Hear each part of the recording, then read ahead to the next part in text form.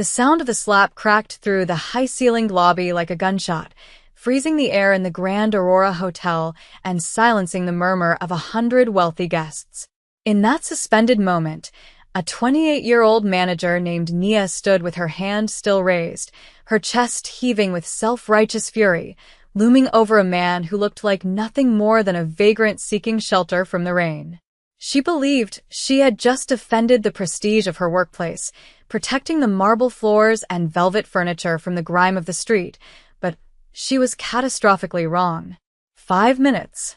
That was all it would take for the balance of power to shift so violently that the world would spin off its axis for everyone in that room. 5 minutes later, Nia would not be standing tall. She would be trembling, and the entire staff of the city's most luxurious hotel would be unemployed, stripped of their badges and escorted out by security forces they didn't even know existed. But to understand the weight of that slap and the tectonic shift that followed, we must rewind the clock to the moment the revolving doors first spun, bringing the storm inside. It had begun with the rain, a relentless, freezing downpour that turned the city streets into rivers of gray sludge, the kind of weather that drives people indoors and dampens the spirit. Minjun stepped through the brass-lined revolving doors of the Grand Aurora, bringing the scent of wet wool and old earth with him. He was a man of few words and terrifying history, a former shadow over the underworld of Seoul, a man whose name once commanded legions of loyal soldiers in the Korean syndicate, yet today he looked like a ghost of a ghost. His trench coat was soaked through, heavy and dark with water, the hem frayed and splattered with the mud of the cemetery he had just walked from. He carried no luggage, no designer suitcase on wheels, only a battered, canvas rucksack clutched specifically and tenderly against his chest, as if it contained the crown jewels, or something far more valuable, the ashes of a promise kept. He stopped on the plush red carpet, the water dripping from his hair onto the pristine weave, and took a breath. He wasn't here to intimidate. He was here to remember. He was the owner of this hotel, the majority shareholder of the entire international chain, a fact buried under shell companies and legal trusts, known only to the board of directors. To the eyes of the lobby, however, he was an intruder, a blemish on a perfect painting, a stain that needed to be scrubbed away. Nia spotted him before the glass doors had even stopped spinning. She was the front-of-house manager, a woman who had climbed the ladder of the hospitality industry by crushing anyone who showed a moment of weakness, her ambition armored by a tailored suit and a headset that acted as her crown. At 28, she ran the lobby with the precision of a drill sergeant and the empathy of a stone wall. She was standing near the concierge desk, scrolling through a VIP list on her tablet, when the change in the atmosphere alerted her. She looked up, her eyes narrowing instantly as they locked onto Minjun. In her world, appearance was currency, and Minjun was bankrupt. She didn't see the grief etched into the lines of his face. She didn't see the high-quality leather of his shoes beneath the mud. She saw only a disruption. She saw a problem. Snapping her fingers at a nearby porter to stay back, she decided to handle this herself. The click-clack of her heels on the marble floor was a rhythm of aggression, a warning siren approaching the man who stood still, dripping, his eyes closed as he tried to feel the presence of his late wife in the lobby they had designed together. Nia stopped 3 feet from him, blocking his path, her posture rigid, her chin tilted up in a gesture of absolute dominance. "You are lost," she said, not as a question but as a verdict. "The shelter is 6 blocks down. Turn around." Minjun opened his eyes, dark and heavy with a sorrow that would have brought a lesser man to his knees. He looked at Nia, really looked at her, seeing not just the arrogance but the fear behind it, the fear of disorder, the fear of losing control. He spoke softly, his voice raspy from disuse and the cold air. "I am not lost. I am resting. I have a reservation." The lie was necessary. He didn't have a reservation. He had the deed, but he wanted to see how his creation treated the lowest among them. He shifted the canvas bag in his arms, protecting it from her gaze. "I only need to sit for a moment. A glass of water." Perhaps the request was simple, a basic human need, but to Nia, it was an insult. It wasn't audacity. She let out a sharp, incredulous laugh that drew the attention of the check-in line. "A reservation?" You? She looked him up and down, making a show of her disgust, performing for the audience of wealthy guests who were now watching with a mixture of amusement and unease. Sir, look at the floor. Look at the water pooling around your shoes. You are contaminating a five-star environment. We do not serve water to people who cannot afford the glass it comes in. Now leave, before I have security throw you onto the pavement. The cruelty of the moment was not just in her words, but in the silence of the room. No one moved. No one spoke up. The bystanders, draped in furs and suits, averted their eyes or whispered behind their hands, complicit in their inaction. This is the tragedy of our modern world, isn't it? We judge the book by its cover, and we let the cover dictate the worth of the soul inside.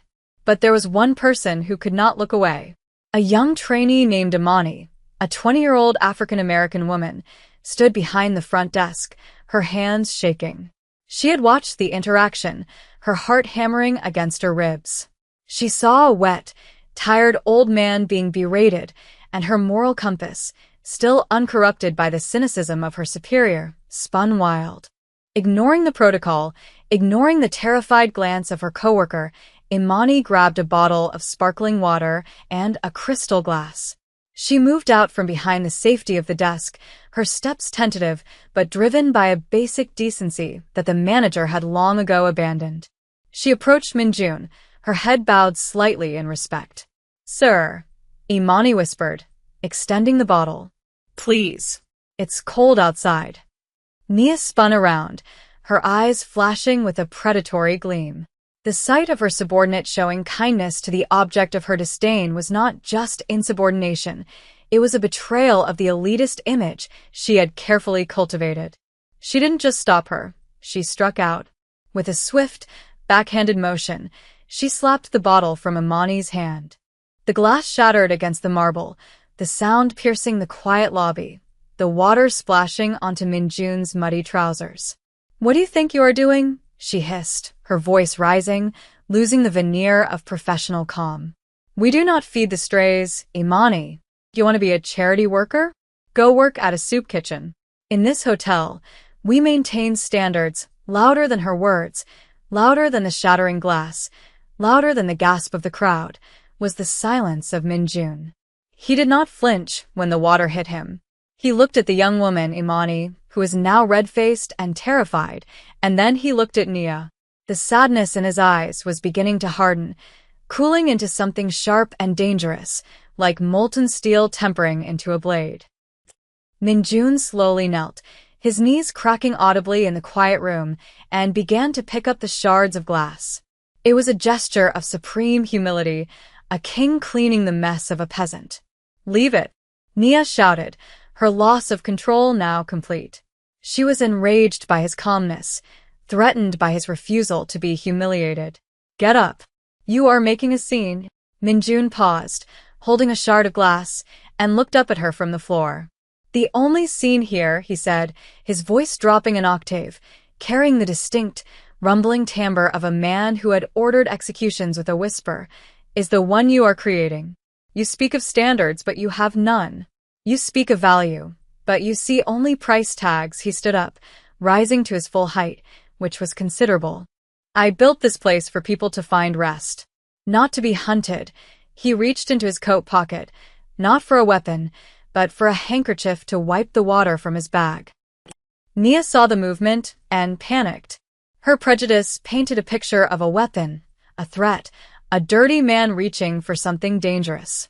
She lunged forward, grabbing the canvas bag that Minjun held so dear. "What is in there?" she screamed, her hands clawing at the fabric. "Stolen goods? Drugs? Give it to me." Minjun's reaction was instantaneous and defensive.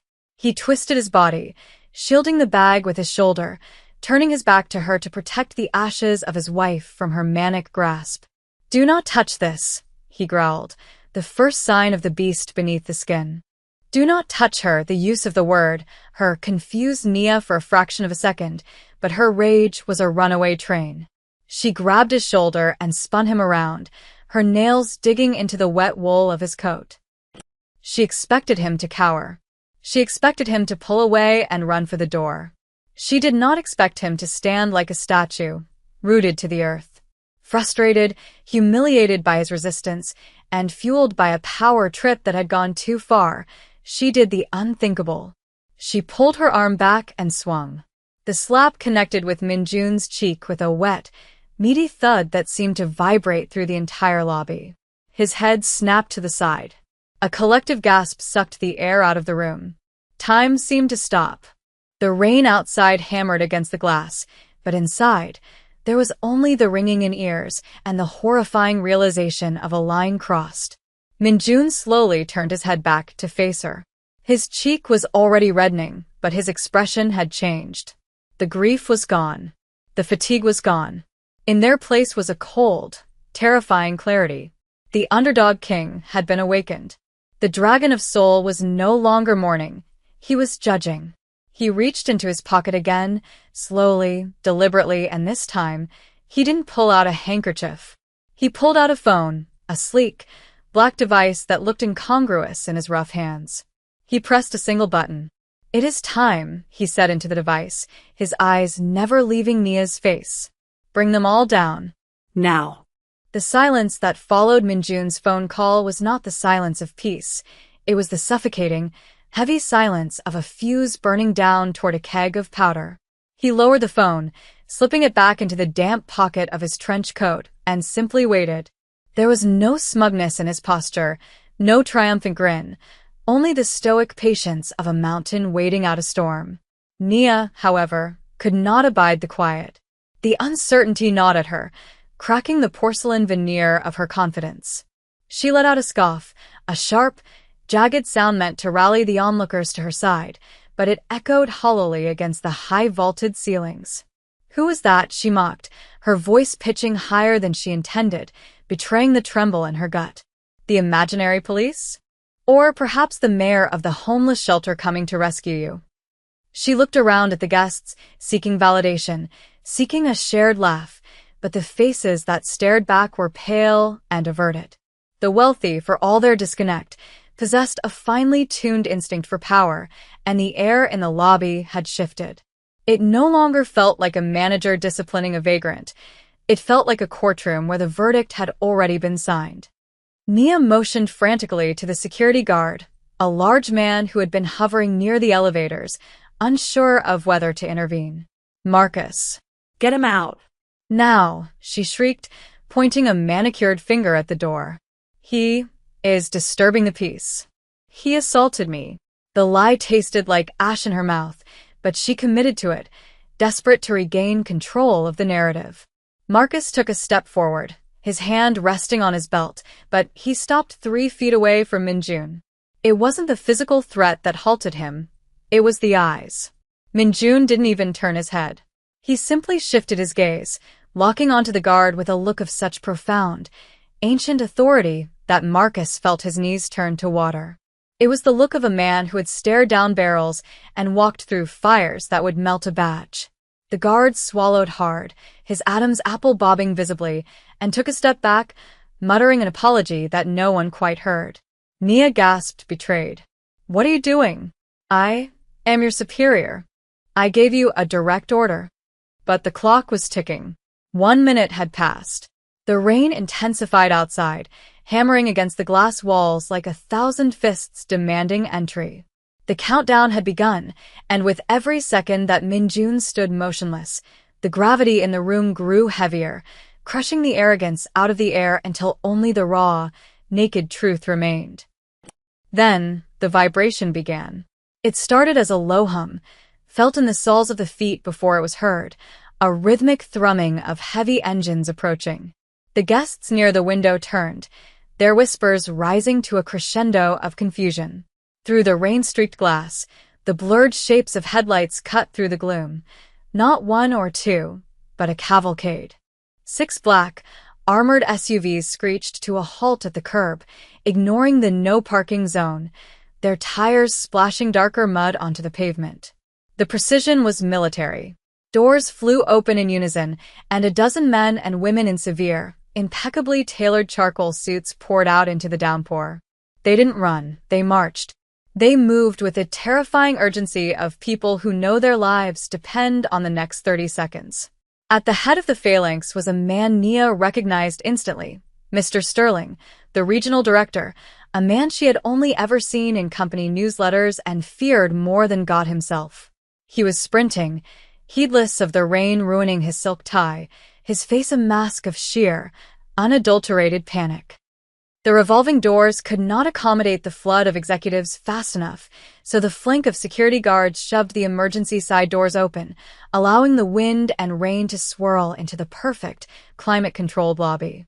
The temperature dropped, but the heat of the moment spiked.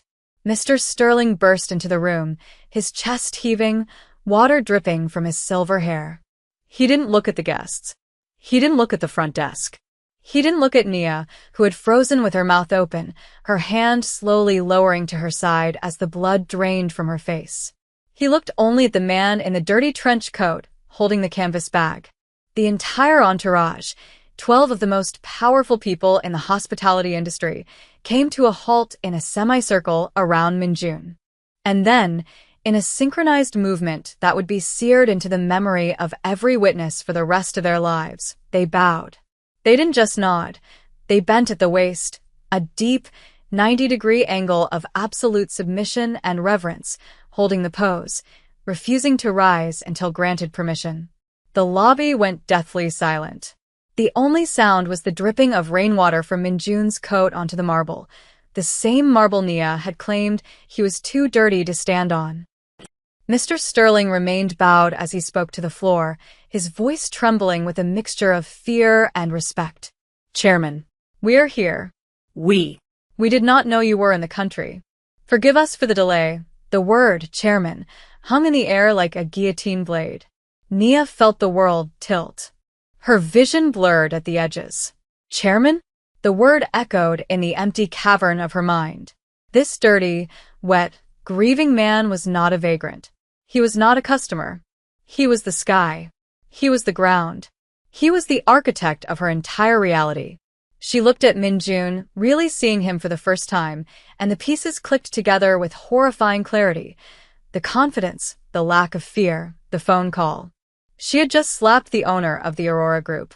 She had physically assaulted the man who signed the checks of the people who signed her checks. A noise escaped her throat, a whimpering, strangled sound of a career dying in real time. Minjun did not tell them to rise immediately.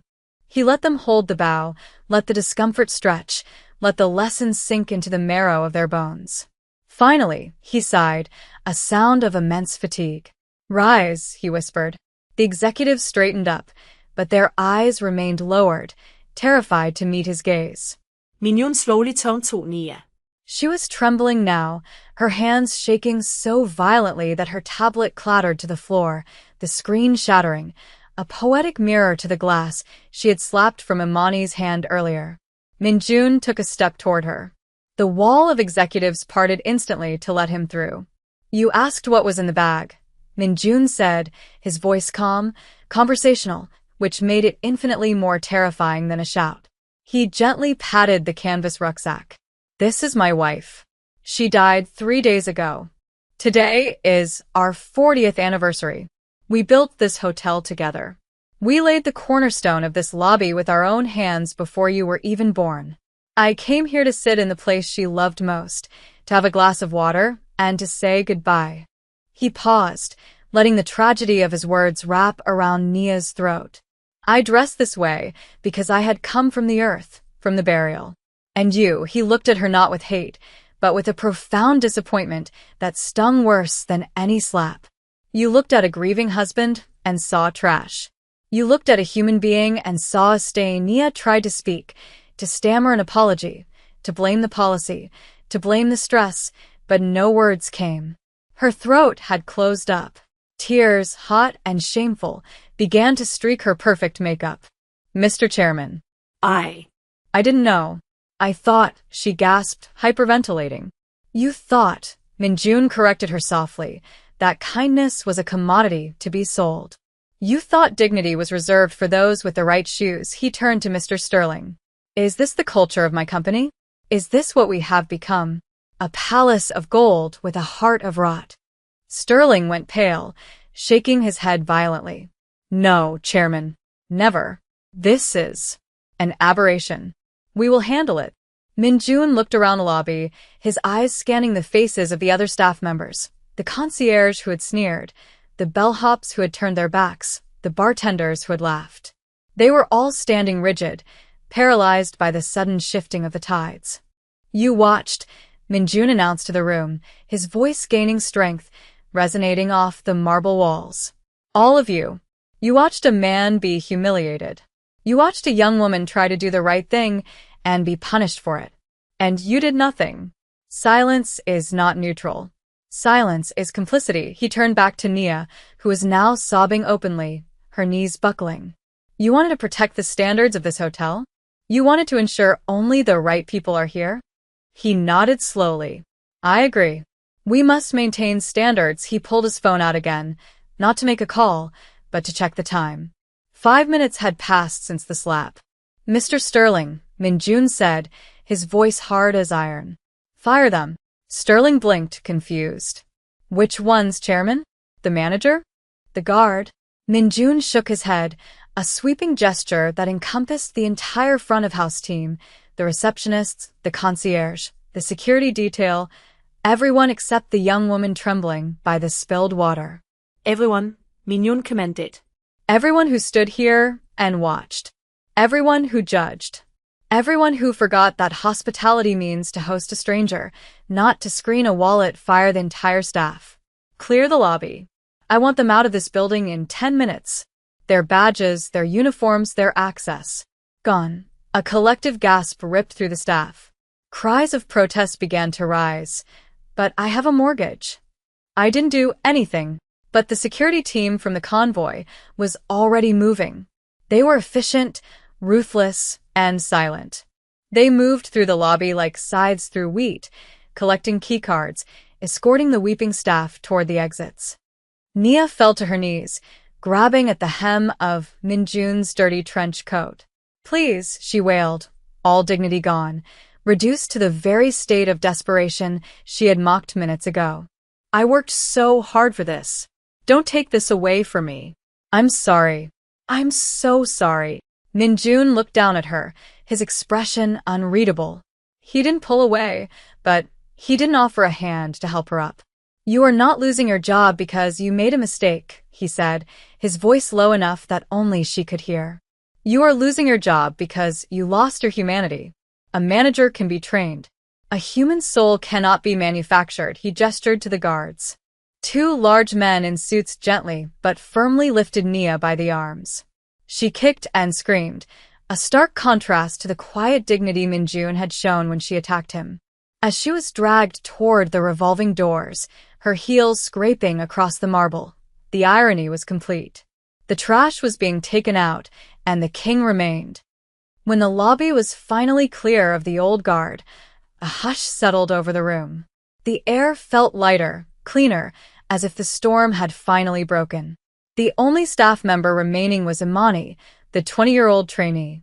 She stood by the puddle of water, holding the empty tray, looking terrified that she was next. Minjun overtog her. The heavy footsteps of the chairman echoed, but they were no longer ominous. Minjun stopped in front of the young woman and looked at the shattered glass on the floor. He slowly lowered himself to one knee again, ignoring the protests of the board members who tried to rush forward to stop him. No, Minjun ordered them back. I made the mess.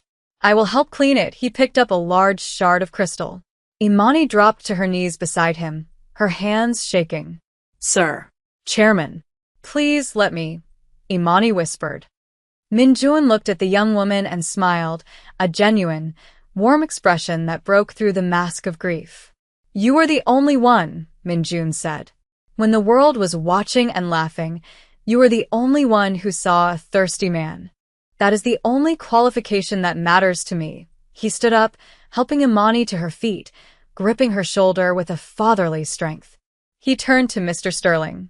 This is your new general manager. Sterling's eyes bugged out. Sir? She is a trainee. She is 20-inch. Minjun's eyes flashed. She is the only one who knows what this hotel stands for. Teach her the spreadsheets. Teach her the software. But do not teach her how to treat people. She already knows more than you ever will, he turned back to Imani.